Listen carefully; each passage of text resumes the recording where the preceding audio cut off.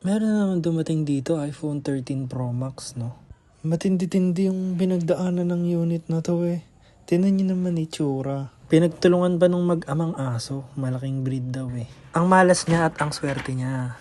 Malas niya kasi sobrang mahal ng LCD nito. Buti nga iginaw ng repair eh. Swerte niya kasi walang na-damage na internal parts. Dun sa mga bumaon ng ngipin. O yan, nire-repair na natin yung back glass. Medyo ang kapal ng back glass nito. Mga 3 oras ata itong inayos. Inabot ng gantong katagal dito sa 13 Pro Max kasi sobrang kapal ng glass niyan. Lalo dun sa may part ng camera.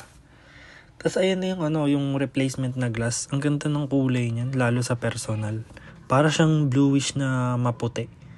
Siyan, balik na natin yung camera kasi tinanggal yan kanina.